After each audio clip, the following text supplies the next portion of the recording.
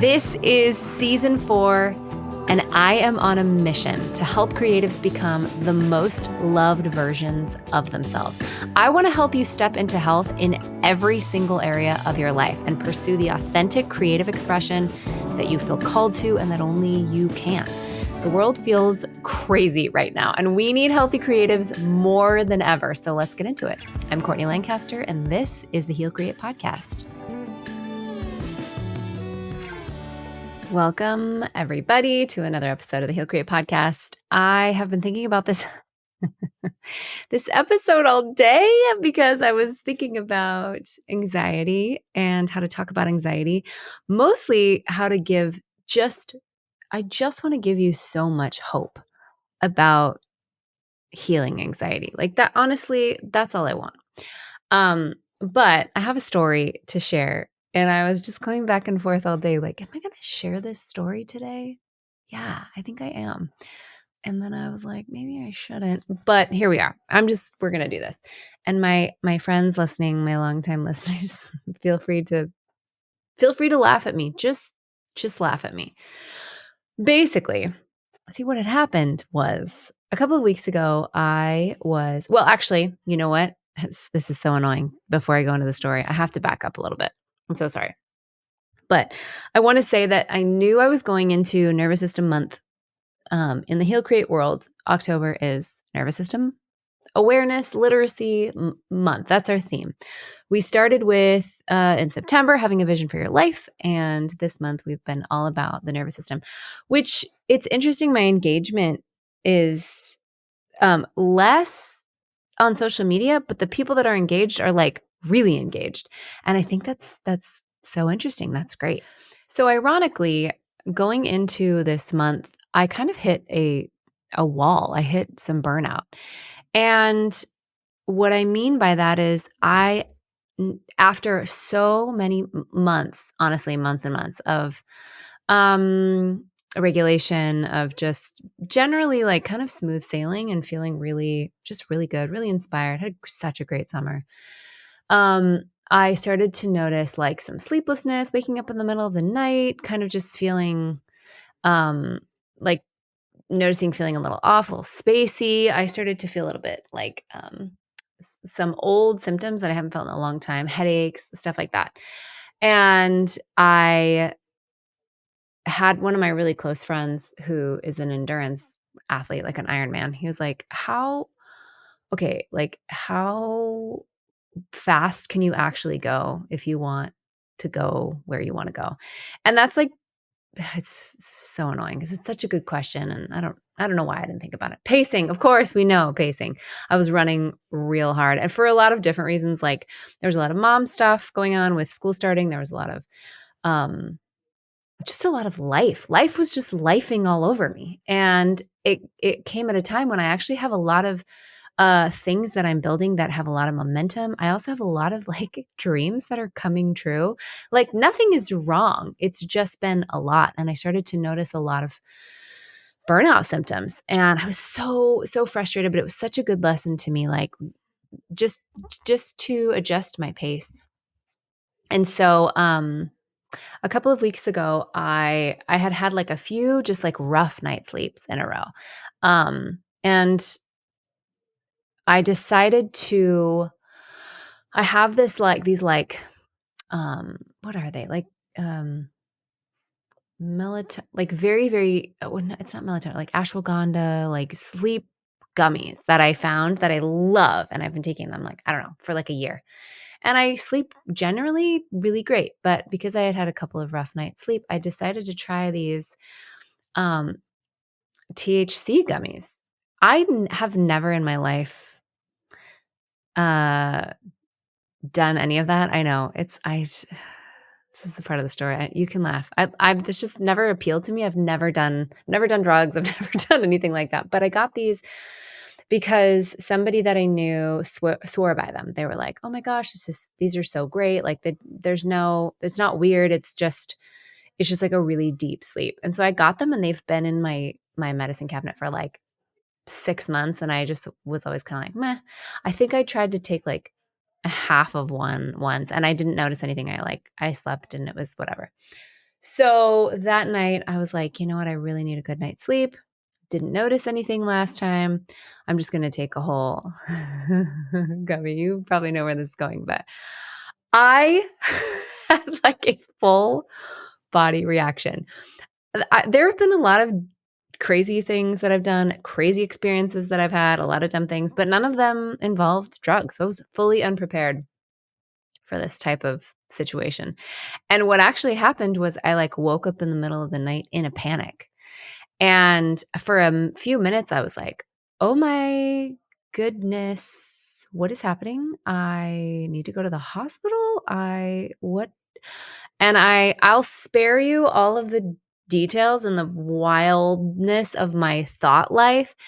I like woke up my husband. I was like, I don't think I'm okay. I don't know what's happening.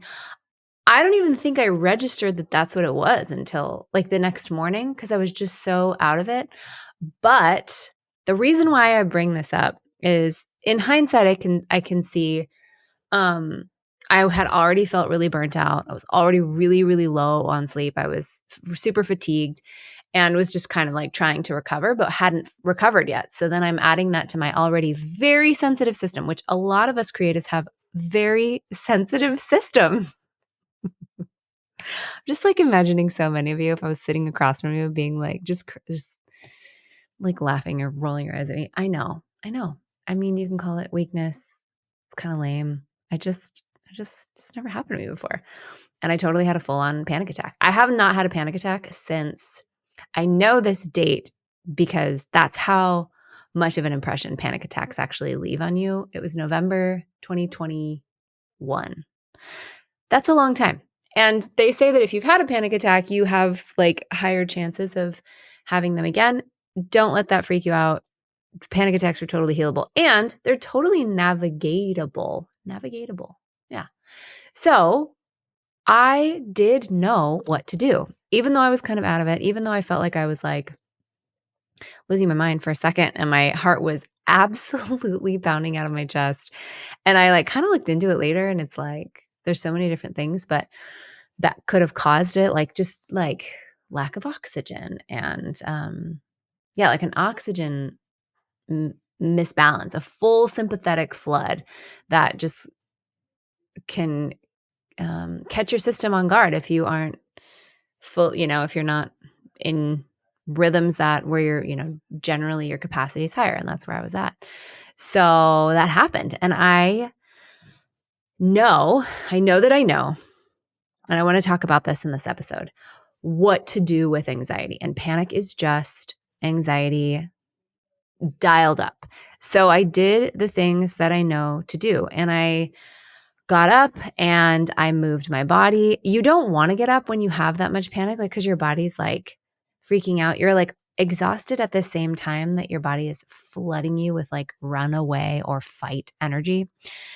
But you do need to move your body. So I got up, I like was kind of shaking out my body and my hands. I was doing some wall presses. I was contracting my muscles. I was like doing all of the things to get that energy out of my body. And then I gently switched over into soothe mode. So I took a bath. I was taking some low, slow breaths. And the thing that I did that I'll never forget, because I worked so hard for this skill, is I began speaking back to all of the wild thoughts that are happening. And if you need to be reminded, the thoughts that you have when you're panicked or anxious are just your brain trying to make sense of all the fight or flight energy that's flooding through your body. That's literally it. So when those come up, what perpetuates it and stretches it out and makes you feel stuck in it is when you hear those stories and you believe them. You believe the stories that come from your fight or flight and from your anxiety, and that's when we spiral. And so because I was so like out of it, I did spiral for a few minutes. I just was like, I'm going to go to the hospital. Am I dying? What's happened? Like it like didn't register in my brain. It was also the middle of the night. And then when I knew what to do, I moved my body and I started to soothe. I started to speak back to those thoughts, like in the same way that I would speak back to one of my kids if he was scared about monsters under his bed. I'm not scared of monsters under his bed, but he, clearly when he's had those fears when he was younger, um, his fear was real. And so all I could do was be with him in it. I didn't leave him alone in it. I also didn't believe it. I was with him in it. And what I was telling myself about all of the thoughts that were coming in my brain was I just kept saying like, yeah, even so, I hear you. That makes so much sense. Even if you go to the hospital, I'll be with you. It's okay. Yeah. Even if whatever the worst case scenario, catastrophic narratives that were going through my mind, I was like, yeah, that would be okay. I'd be with you. There's not going to be any situation that we're going to face where love wouldn't be right here with you. It's all going to be okay. And I think even just that, I have just a deep belief that everything that happens is kind of part of the story, So it's like, yeah, that might be a chapter, whatever my brain was telling me it was afraid of. And I finally calmed down enough to sort of go back to sleep. But the next day, I was like, wow, that was so crazy. I used to experience panic attacks a lot in my early 30s, and I had no idea what was happening to me. And they really feel like you're losing your mind or going crazy or dying. And none of those things are true. It's just a flood of fight or flight energy. So that is obviously an extreme example, and you do not need to have taken a weed gummy for the first time in your life to have a panic attack. I, it's just a true story. I don't know what to say. That's just what happened to me. And I have talked to a few of my friends and my husband. I'm like, that was supposed to happen. It was supposed to happen because it was such a good reminder for me teaching on the nervous system this month to remember how scary and intense it actually is. It also showed me some young parts of me, like the fears that came up when my body was in fight or flight.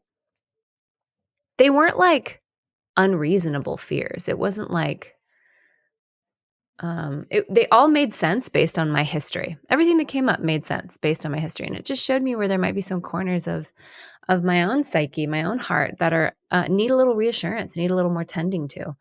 And I think that that's what even burnout can show us as well, which I had already been sort of dealing with. And so it was just like this divine, hilarious, ridiculous, painful experience that I'm genuinely I'm really grateful for. And it kind of leads me into, I just have a sort of fresh empathy for the anxious. That was me, man. That was me. If you listen to my episode with Nanette, she was my mentor at the time that I was going through. She's a mentor now and dear friend. But at the time, man, she was such a lifeline for me. This is before I had a therapist. And she would just walk me through these middle of the night panic attacks back 11 years ago. And I'm so grateful to her. But I remember how scared I was. I actually remember going to the hospital. This was, again, years and years ago. And I had so much anxiety. I was beside myself with postpartum. It was really unresolved trauma. Postpartum doesn't come out of nowhere, but it was like technically like a postpartum season. And I was so anxious and so panicked. And I remember just asking the nurse, "Can you die of fear?" And they were all, in hindsight, I can see that their faces were like, "Oh, yeah, she's postpartum." And they said, "No, you can't." And I feel so grateful to be on this side, to be able to genuinely say, it really is totally okay. You really are going to be completely okay. Anxiety and panic, they're just teachers. They're just here to show you parts of you. The stories that come from anxiety are hardly ever true unless you are being held at gunpoint. Then yes, you need that fight or flight energy if you are being chased by a bear. But most of the time, it's just your nervous system trying to alert you of things that it feels afraid of. And we get to be the adult and the leader to our nervous system. And sometimes we need support to do that. So one of the honors of my life now is supporting people to resolve anxiety. It's just, I love it, especially in the last couple of years as I've moved towards supporting artists and musicians and actors and creatives, because the thing that we're actually here to do with our creativity is put something out into the world that our nervous systems think is going to make us more visible and therefore more vulnerable, and can really ramp up anxiety in our defense and in our protection. And it's been such an honor to walk with people through those thresholds of anxiety, to kind of get to the root underneath, to get to the wounds that are unhealed, that our anxiety is trying to point us to. And I'm just I'm so grateful. One of my favorite teachers, Sarah Blondin, talks about how we all know what it's like to kiss the feet of a situation that once felt like it was tormenting us. And that's how I feel. And I'm really, really grateful. So I want to talk about anxiety. I want to give you so much hope.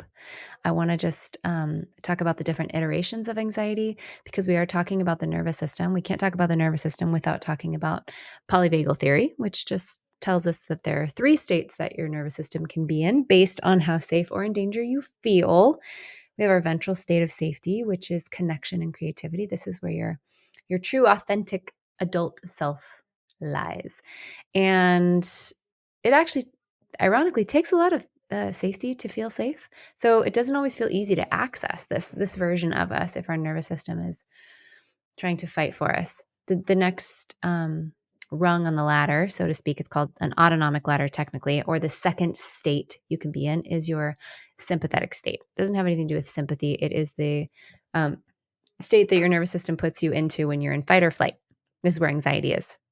And that's what we're going to talk about today. The third state is your dorsal or your shutdown state, and that's what we'll talk about next week. But today it is all about anxiety. So the way that it works is when you are feeling really great, you're not going to notice any fight or flight energy, obviously. No shutdown. You're going to be present. You're going to be connected. It might not be like fun, super happy, but you're going to feel like life is figure-outable. Life is manageable. That's a sign that you are in your ventral state. The first place that you go when you are anxious, when you note, or let me say it this way. The first thing that happens, like the very, very first thing that happens at the first slight sign of danger, is you are going to notice nervousness or irritation. So at the first sign of a trigger, the most gentle protective strategy is nervousness or irritation. And it's just going to be this kind of subtle, like, defense or judgment or ick, or even like a little hypervigilance that you might notice in your system. You might be like sort of eyeing the room. You might be like, feel it just like slightly self-conscious. These are all like your nervous system being like, is there a threat here? A great example of this, I mean, it can happen in a million different ways, but a great example of this is like if you were bullied as a kid and you walk in and you're feeling great, and then you walk into like a room full of people. Maybe they like stop talking when you walk in. And that doesn't necessarily mean anything, but your nervous system is all of a sudden like, wait a second. And you're just sort of like hypervigilant. You're kind of looking around. Or maybe you're just annoyed, like making up stories in your head, like, I know they were talking about me. I hate that guy. He's out for my job. There's so many different ways that this can happen. You know, if you're a parent, there's so many ways that this can happen. But basically, it's just the first sign of sympathetic energy. It's the first sign of fight or flight. The more intense that we go, we can get down into like full anxiety where we're just like ramped up. We feel like our thoughts are really fast. We're solving a ton of problems in our head. We just feel like restless, sleepless. We have just it's technically a ton of energy in your body. And when you're in that state, it's still easy to think that your situation is causing it. So it's in between nervousness and panic. It's just like this kind of, you feel it in your body, this fight or flight energy. I mean, and there's a wide landscape of experiences when you're in sympathetic state, when you're in your anxious state, your fight or flight state. But I'm just kind of giving you like the main experiences. There's like a light activation.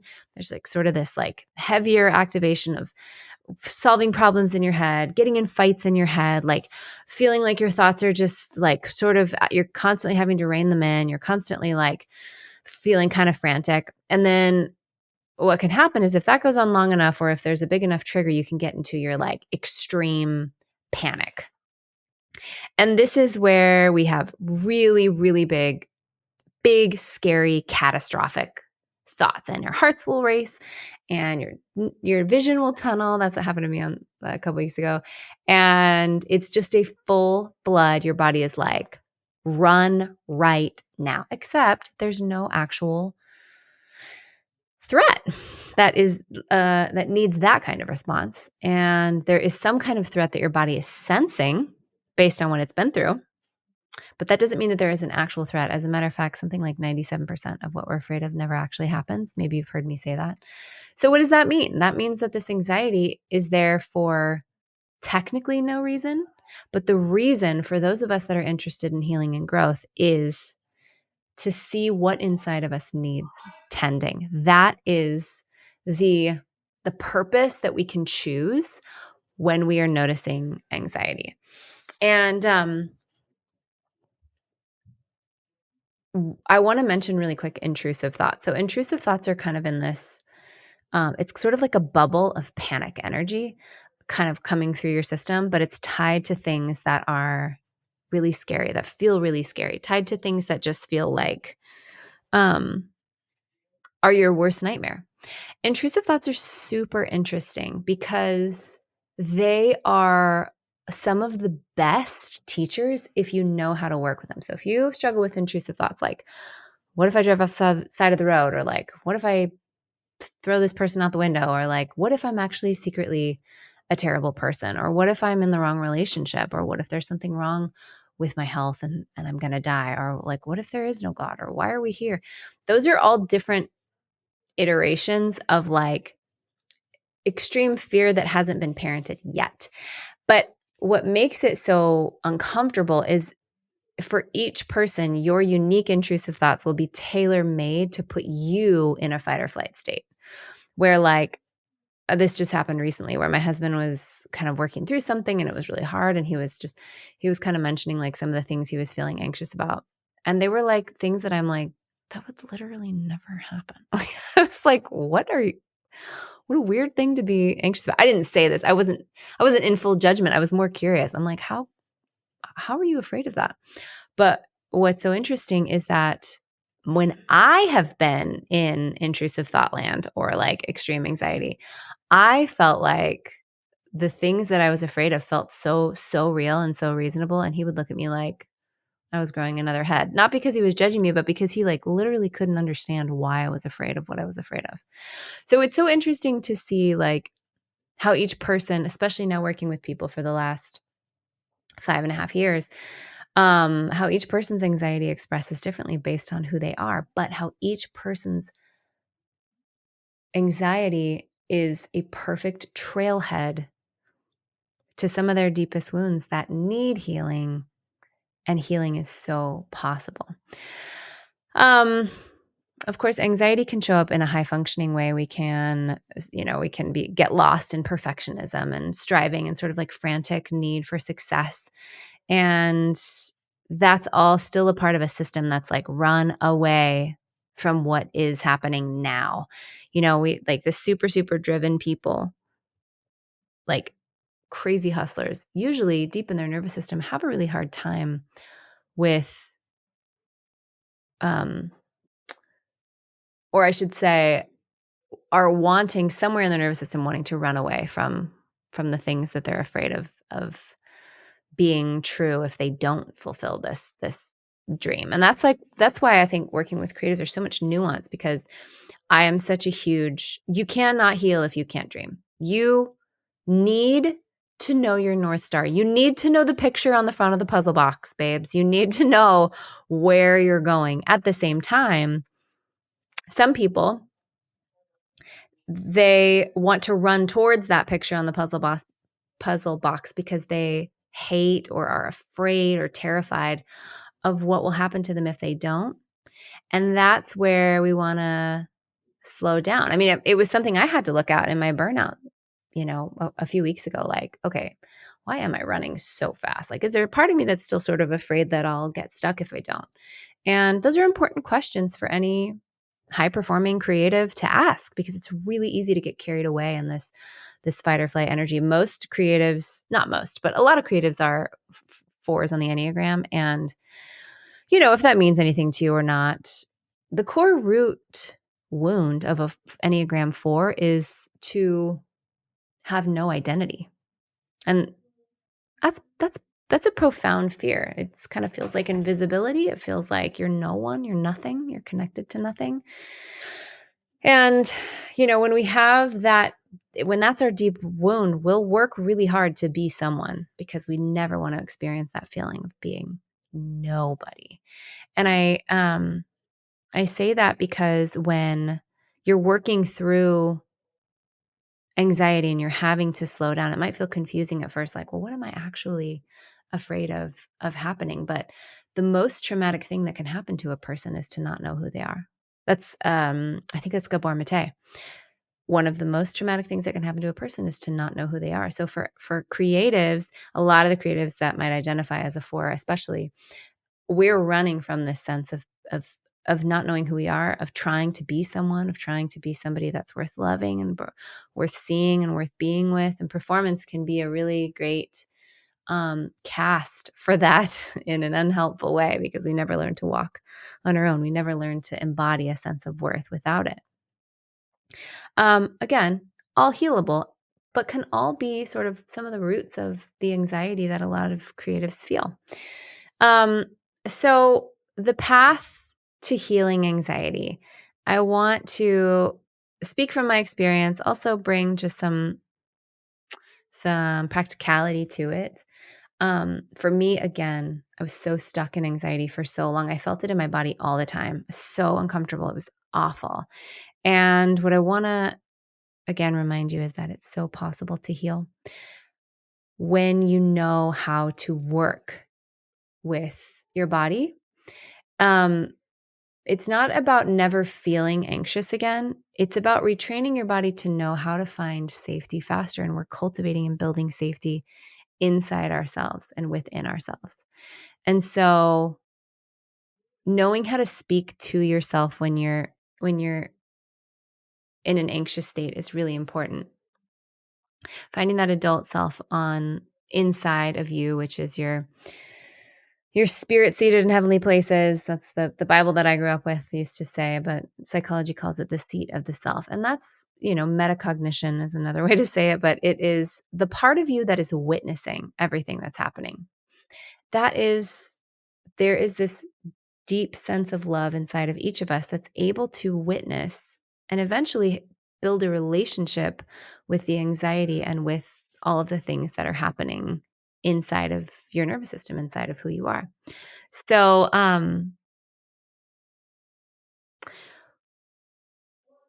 that is sort of a relationship building practice, whether through journaling, certainly through probably getting support, just beginning to notice the thoughts, beginning to see any discomfort as young parts of you that need love and need tending to.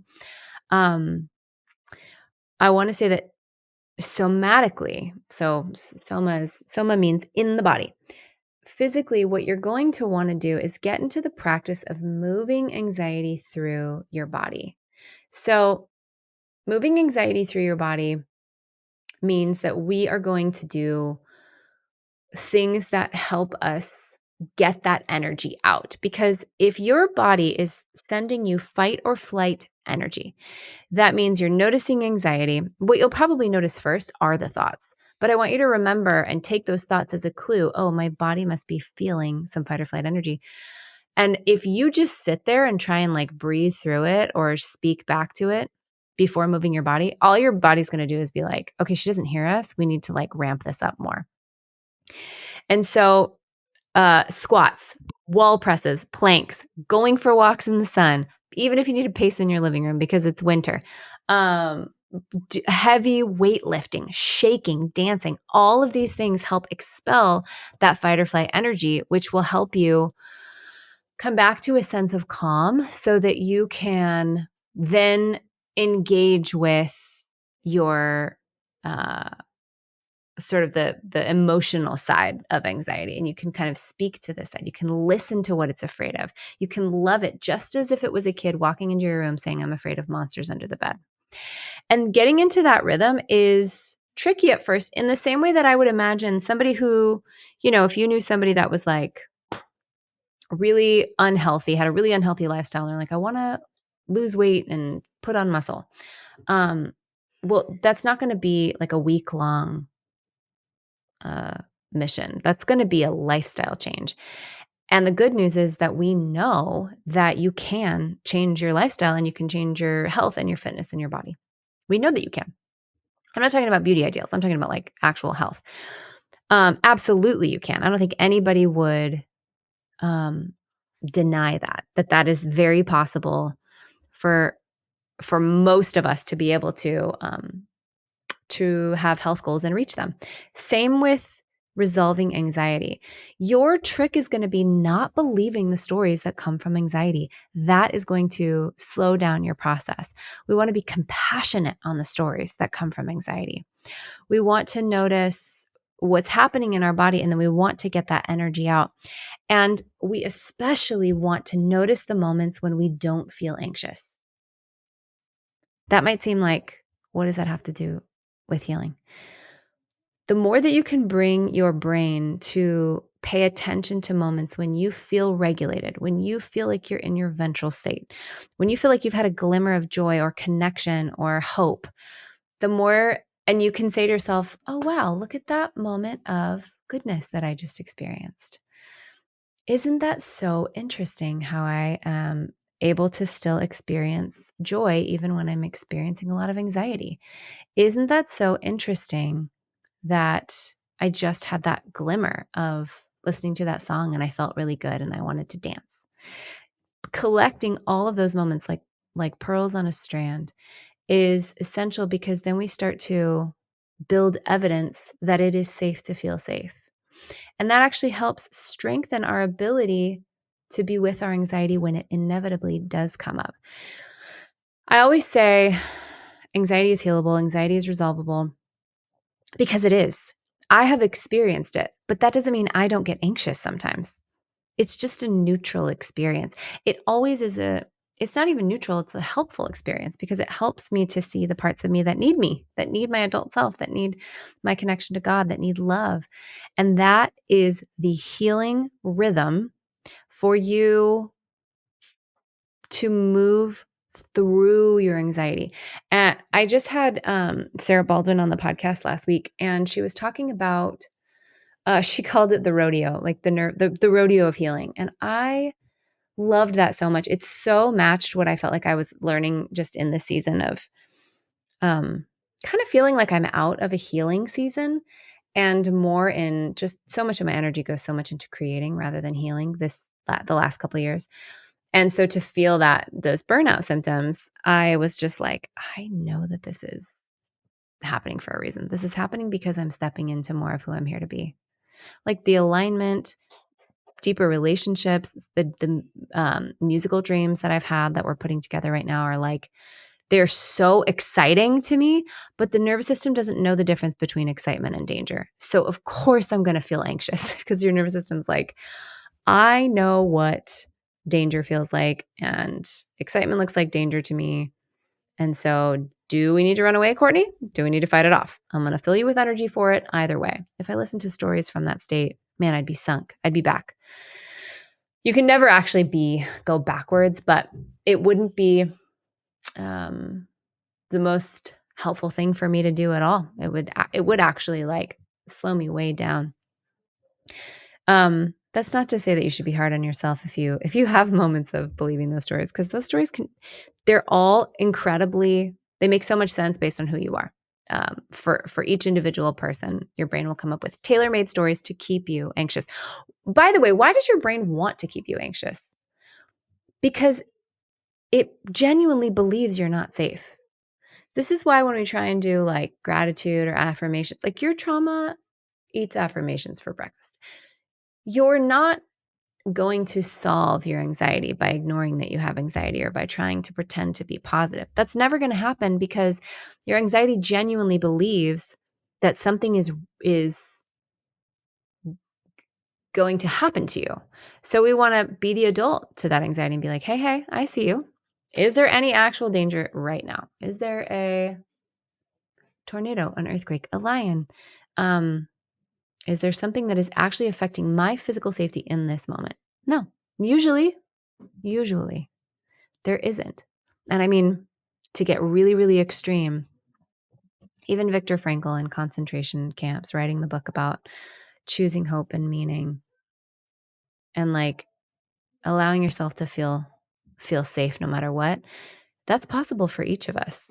And so because you probably are not being chased by a lion, you're able to be the adult to that anxiety and be like, I know you are trying to protect me. Let me help you. I'm going to get some of this anxious energy out of my body. I'm going to do some work to soothe, to slowly breathe after I move my body.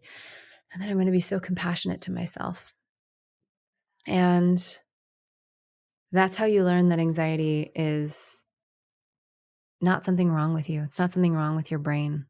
It is a messenger that needs gentleness and kindness. And it is so possible to build a relationship with that part of yourself until it's not something that holds you back anymore. So that is your sympathetic state. That's your fight or flight state. I have a guide. Oh gosh, I love this offering so much. And I just think, man, I wish I would have had this because I have 3 meditations on this guide. It's called the Know Your Nervous System Guide. You can find it on my website or via the link in my bio on Instagram. And basically, it's going to help you explore what each of those states feels like to you, and not in the way that you're going to have to revisit or relive anything. It's just going to help you put together a little map of your own nervous system so that you can catch when you are dysregulated or triggered. And we also have some tools to help you come back into regulation. And if you practice those tools over time, it's like reps in a gym. You can only build those muscles stronger. So I love you guys. I hope you enjoyed my ridiculous story. I'm not even going to share it anywhere else, just on this podcast for the people listening. There is so much hope. There's so much hope. I hope you guys have such a great week, and I'll see you next week.